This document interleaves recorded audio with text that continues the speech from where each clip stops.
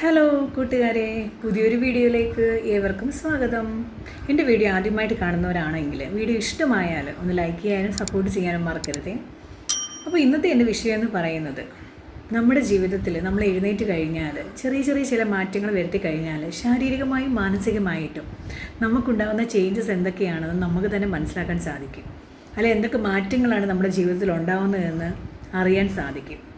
അതിനുവേണ്ടി നമ്മൾ ചില കാര്യങ്ങളൊന്ന് ഫോളോ ചെയ്യണം, അല്ലെ നമ്മുടെ ചില കാര്യങ്ങൾ ഒന്ന് ചേഞ്ച് ചെയ്യണം. അതെന്തൊക്കെയാണ് എന്നുള്ളതിനെ പറ്റിയാണ് ഇന്ന് ഞാനിവിടെ പറയാൻ പോകുന്നത്. നമ്മളെല്ലാവരും ആദ്യം ഉറക്കം ഉണരുമ്പോൾ, അത് കണ്ണ് തുറക്കുമ്പോൾ ആദ്യം എടുക്കുന്ന വസ്തു ഏതാണ്? 100-ൽ 99 അല്ലെങ്കിൽ 97% ആൾക്കാരും നമ്മുടെ ഫോൺ തന്നെ ആയിരിക്കും, അല്ലേ? മിക്ക ആൾക്കാരും ഇന്ന് ഫോണിൽ അലാറം സെറ്റ് ചെയ്തിട്ടായിരിക്കും ഉറങ്ങാൻ കിടക്കുന്നത്. അപ്പോൾ നമ്മൾ സ്വാഭാവികമായിട്ടും ഈ ഫോൺ തന്നെ ആയിരിക്കും ആദ്യം കാണുന്നത്. ചില സമയങ്ങളിൽ ചില ആൾക്കാർ 5 മിനിറ്റ് മുന്നോട്ടാക്കി വെക്കാറും ഉണ്ടായിരിക്കും, അല്ലേ? നിങ്ങൾ ഏത് കൂട്ടത്തിലുള്ളവരാണ്? അപ്പോൾ നമ്മുടെ രാവിലെ എഴുന്നേൽക്കുമ്പോൾ ആദ്യം കാണുന്നൊരു സാധനമാണ് ഈ ഫോണെന്ന് പറയുന്നത്. ചിലർ അത് കണ്ടിന്യൂസ് അത് കണ്ടുകൊണ്ട് അവിടെ തന്നെ കിടന്നു പോകുന്നവരുണ്ടാവും. ചിലരൊക്കെ അലാറം അടിക്കുന്ന ആ ഒരു സ്പോട്ടിൽ തന്നെ എണ്ണിക്കുന്നവരും ഉണ്ടാവും, അല്ലേ? അപ്പോൾ നമ്മുടെ ജീവിതത്തിൽ ആദ്യം കൊണ്ടുവരേണ്ട മാറ്റമെന്ന് പറയുന്നത് സമയത്തിൻ്റെ കാര്യത്തിലാണ്. നമുക്ക് ഉറങ്ങുന്നതിനും എഴുന്നേൽക്കുന്നതിനും കൃത്യമായിട്ടൊരു സമയം നമ്മൾ സെറ്റ് ചെയ്യണം ആദ്യം. അതിരാവിലെ ഒന്നും എഴുന്നേൽക്കാൻ പറ്റിയില്ലെങ്കിലും കഴിവതും ഒരു 6 മണിക്ക് മുൻപേ എങ്കിലും നമ്മളെല്ലാവരും എഴുന്നേൽക്കേണ്ടത് ശ്രമിക്കണം. അതുപോലെ തന്നെ ഉറങ്ങുന്നതിനും ഒരു സമയം സെറ്റ് ചെയ്യുന്നത് വളരെ അനിവാര്യമാണ്. ഒരു 7 മണിക്കൂർ ഉറക്കം എല്ലാവർക്കും അനിവാര്യമാണല്ലോ. അപ്പോൾ നമ്മളൊരു 7 മണിക്കൂർ ഉറങ്ങത്തക്ക രീതിയിലായിരിക്കണം നമ്മൾ ഉറങ്ങാൻ കിടക്കുന്നത്. ചില ആളുകളുണ്ട് ഉറങ്ങാൻ കിടന്നാലും ബെഡിൽ കിടന്ന് ഫോണുകൾ ഇങ്ങനെ മണിക്കൂറുകളോളം കണ്ടുപോകുന്നവർ. അപ്പോൾ സമയം പോകുന്നത് അവരെ അറിയത്തതേയില്ല. ഞാൻ എൻ്റെ കഴിഞ്ഞൊരു വീഡിയോയിൽ പറഞ്ഞിരുന്നു, നമ്മൾ സോഷ്യൽ മീഡിയയിൽ ഇത്ര സമയമേ ചിലവഴിക്കാൻ ടൈം സ്പെൻഡ് ചെയ്യാനേ സാധിക്കൂ, അല്ലെങ്കിൽ ഇത്ര ടൈം ആയിരിക്കണം നമ്മൾ സ്പെൻഡ് ചെയ്യേണ്ടതെന്ന് നമ്മൾ തന്നെ ആദ്യം ഒരു കണക്ക് വെക്കണം എന്നുള്ളത്. ആ വീഡിയോ ആരെങ്കിലും കണ്ടിട്ടില്ലെങ്കിൽ ജസ്റ്റ് ഒന്ന് കയറി കണ്ടു നോക്കണേ. അപ്പോൾ നമ്മുടെ ജീവിതത്തിൽ ആദ്യം നമ്മൾ സെറ്റ് ചെയ്യേണ്ടത് കൃത്യമായിട്ട് ഉറങ്ങുന്നതിനും രാവിലെ എഴുന്നേൽക്കുന്നതിനും ഒരു സമയം സെറ്റ് ചെയ്യുക എന്നുള്ളതാണ്. സമയത്തിൻ്റെ കാര്യത്തിൽ എല്ലാവരും തുല്യരാണ്. അതിൽ ആർക്കും കൂടുതലോ കുറവോ കിട്ടുന്നില്ല. പക്ഷേ ആ സമയം, നമുക്ക് കിട്ടുന്ന സമയം നമ്മൾ എങ്ങനെ വിനിയോഗിക്കുന്നു എന്നുള്ളതിലാണ് ഇമ്പോർട്ടൻസ്. അതിലാണ് ഡിഫറൻസ് വരുന്നത് ഓരോ വ്യക്തികൾ തമ്മിൽ.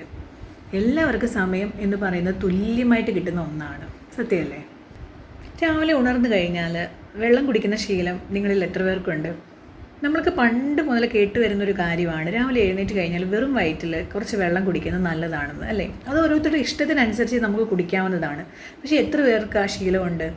ശരിക്കും പറഞ്ഞാൽ വെറും വയറ്റിൽ വെള്ളം കുടിക്കുന്നത് ശരീരഭാരം കുറയ്ക്കുന്നതിന് ഏറ്റവും നല്ല ഉത്തമമായിട്ടുള്ള ഒരു പോം വഴിയാണ് കേട്ടോ.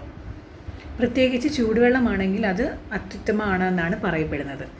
ഒരു മനുഷ്യൻ്റെ നിലനിൽപ്പിന് തന്നെ അത്യാവശ്യമായിട്ടുള്ളൊരു ഘടകമാണ് വെള്ളമെന്ന് പറയുന്നത്, അല്ലേ? അപ്പോൾ നമ്മൾ എഴുന്നേറ്റ് കഴിഞ്ഞാൽ ഉടനെ വെറും വയറ്റിൽ ഒരു ഗ്ലാസ് വെള്ളമെങ്കിലും ഒന്ന് കുടിച്ചു കഴിഞ്ഞാൽ ആ ഒരു ഡേ ഫുള്ള് നമുക്ക് എനർജറ്റിക്കായിട്ട് പോകാൻ സാധിക്കും. ഇതുവരെ നിങ്ങൾക്ക് ആ ഒരു ശീലമില്ല എങ്കിൽ കുറഞ്ഞത് ഒരു ഗ്ലാസ് വെള്ളമെങ്കിലും ഒന്ന് കുടിച്ച് ശീലിക്കൂ. അത് തണുത്ത വെള്ളമാകാം, ചൂടുവെള്ളമാകാം, അത് ഓരോരുത്തരുടെ ഇഷ്ടത്തിനനുസരിച്ച് ചെയ്യാവുന്നതാണ്. പക്ഷേ തണുത്ത വെള്ളമാണെങ്കിൽ അതിൻ്റെ ഗുണങ്ങളുണ്ട്, ചൂടുവെള്ളമാണെങ്കിലും അതിൻ്റെ ഗുണങ്ങൾ ഏറെയാണ്.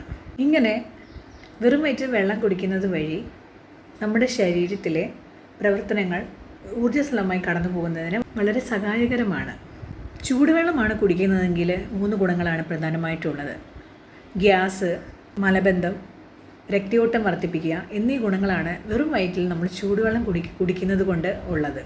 മൂന്നാമതായിട്ട് നമ്മൾ രാവിലെ എഴുന്നേറ്റ് കഴിഞ്ഞാൽ ചെയ്യേണ്ട ഒരു കാര്യമാണ് മെഡിറ്റേഷൻ എന്ന് പറയുന്നത്. മെഡിറ്റേഷൻ വഴിയുള്ള ഏറ്റവും വലിയൊരു ബെനിഫിറ്റ് എന്ന് പറയുന്നത് നമ്മുടെ ഏകാഗ്രത വർദ്ധിപ്പിക്കാൻ സാധിക്കുന്നു എന്നുള്ളത് തന്നെയാണ്. നമ്മൾ രാവിലെ എഴുന്നേറ്റ് കഴിഞ്ഞ് മെഡിറ്റേഷൻ ചെയ്ത് കഴിഞ്ഞാൽ അതിൻ്റെ ഏറ്റവും വലിയൊരു ഗുണമെന്ന് പറയുന്നത് നമ്മൾ അന്നേ ദിവസം ചെയ്യുന്ന കാര്യങ്ങളിലെ സമ്മർദ്ദവും ഉത്കണ്ഠകളും ഒക്കെ തന്നെ വളരെ കുറച്ച് റിലാക്സായിട്ട് നമുക്ക് കാര്യങ്ങളൊക്കെ ചെയ്യാൻ സാധിക്കുന്നു എന്നുള്ളതാണ്. അതേപോലെ തന്നെ മെഡിറ്റേഷൻ ചെയ്യുന്ന ആളുകളെ ഒന്ന് ശ്രദ്ധിച്ചാൽ മതി. അവർക്ക് ശാന്തമായും സൗമ്യമായിട്ടും കാര്യങ്ങൾ കൈകാര്യം ചെയ്യാനുള്ള കഴിവ് വളരെ കൂടുതലായിരിക്കും. ഞാൻ പണ്ടൊരിക്കലും നമ്മുടെ സംയുക്ത വർമ്മയുടെ ഒരു ഇൻ്റർവ്യൂ കാണാനിടയായി. ആ ഇൻ്റർവ്യൂവിൽ സംയുക്ത വർമ്മ പറയുന്നത് ഏറ്റവും കൂടുതൽ ദേഷ്യം, അവരുടെ വീട്ടിൽ ഏറ്റവും കൂടുതൽ ദേഷ്യം ഉണ്ടായിരുന്നത് സംയുക്ത വർമ്മയ്ക്കായിരുന്നു എന്നാണ്. പക്ഷേ അവരുടെ ദേഷ്യം കൺട്രോൾ ചെയ്യാൻ വേണ്ടി അവർ മെഡിറ്റേഷന് യോഗ ഒക്കെ പ്രാക്ടീസ് ചെയ്ത് തുടങ്ങിയപ്പോൾ അവർക്ക് നല്ല ചേഞ്ചാണ് അതിൽ വന്നതെന്നാണ് സംയുക്തവർമ്മ അതിൽ പറയുന്നത്. അതുപോലെ തന്നെ നമ്മൾ ശീലമാക്കേണ്ട മറ്റൊന്നാണ് വ്യായാമം എന്ന് പറയുന്നത്. അത് ഏത് തരത്തിലുള്ള വ്യായാമം ആയിക്കോട്ടെ, പക്ഷേ നമ്മൾ ഡെയിലി വ്യായാമം ചെയ്യുകയാണെങ്കിൽ നമ്മുടെ ശരീരത്തിൻ്റെ നല്ല രീതിയിലുള്ള പ്രവർത്തനത്തിൽ വളരെ ഗുണം ചെയ്യുകയും ചെയ്യും. പ്രത്യേകിച്ച് വ്യായാമം രാവിലെ ചെയ്യുന്നതിലൂടെ നമ്മുടെ വിശപ്പ് കുറയ്ക്കുകയും അതുവഴി ശരീരഭാരം കുറയ്ക്കുന്നതിനും സാധിക്കും. വ്യായാമം ചെയ്യുന്നതിലൂടെ നമുക്ക് വിശപ്പ് കുറയുമെന്ന് ഞാൻ പറഞ്ഞില്ലേ, അതുകൊണ്ട് തന്നെ ആഹാരത്തെ കൺട്രോൾ ചെയ്ത് നിർത്തുന്നതിനും നമുക്ക് വളരെയധികം സഹായകമാണ് രാവിലെ എഴുന്നേറ്റ് കഴിഞ്ഞാൽ ഏതെങ്കിലും തരത്തിലുള്ള ഒരു എക്സസൈസ് നമ്മൾ ഫോളോ ചെയ്യുന്നത്.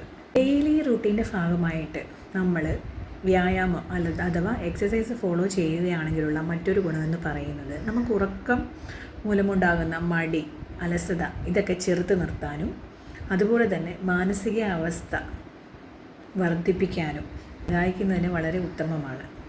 രാവിലത്തെ ഫുഡ് സ്കിപ്പ് ചെയ്യുന്നവരായിരിക്കും ഭൂരിഭാഗം ആളുകളും അല്ലേ. അവരുടേതായ തിരക്കുകളും ഒക്കെ കാരണം രാവിലത്തെ ഫുഡ് വേണ്ടാന്ന് വെക്കും. അതിനോട് ഉച്ചയ്ക്കും വൈകിട്ടും കഴിക്കുന്നവരായിരിക്കും കൂടുതൽ അല്ലേ. പക്ഷേ അങ്ങനെ ഒരിക്കലും ചെയ്തുകൂടാ. പ്രഭാത ഭക്ഷണം എന്ന് പറയുന്നത് ഏതൊരു മനുഷ്യൻ്റെയും അനിവാര്യമായിട്ടുള്ള ഒരു ഘടകമാണ്. അതൊരിക്കലും നമ്മൾ സ്കിപ്പ് ചെയ്യാനേ പാടില്ല. നമ്മുടെയൊക്കെയും ഒരു ദിവസത്തിലെ ഏറ്റവും പ്രധാനപ്പെട്ട ഒരു ഭക്ഷണമാണ് ബ്രേക്ക്ഫാസ്റ്റ് അഥവാ പ്രഭാത ഭക്ഷണം എന്ന് പറയുന്നത്. അത്താഴത്തിന് ശേഷമുള്ള ഒരു നീണ്ട ഇടവേളയ്ക്ക് ശേഷമുള്ള ഭക്ഷണമാണ് പ്രഭാത ഭക്ഷണം അഥവാ ബ്രേക്ക്ഫാസ്റ്റ് എന്ന് പറയുന്നത്.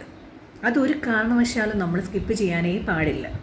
ഒരു മനുഷ്യന് ആ ദിവസം ചെയ്തു തീർക്കേണ്ട കാര്യങ്ങൾ ചെയ്യാനുള്ള ഊർജം കിട്ടുന്ന ഇന്ധനമാണ് പ്രഭാത ഭക്ഷണം എന്ന് പറയുന്നത്. അതുകൊണ്ട് തന്നെ കഴിവതും പോഷക സമൃദ്ധമായിട്ട് തന്നെ നമ്മൾ ബ്രേക്ക്ഫാസ്റ്റ് കഴിക്കാൻ വളരെയധികം ശ്രദ്ധിക്കേണ്ടതുമാണ്. പ്രഭാത ഭക്ഷണം ഇനിയും സ്കിപ്പ് ചെയ്ത് കളയുന്നവരാണെങ്കിൽ പോലും കുറഞ്ഞത് പാല്, മുട്ട, ഓട്സ് തുടങ്ങിയ കാര്യങ്ങളൊക്കെ ഇൻക്ലൂഡ് ചെയ്ത് കുറച്ചെങ്കിലും കഴിക്കേണ്ടത് വളരെയധികം അനിവാര്യമാണ്.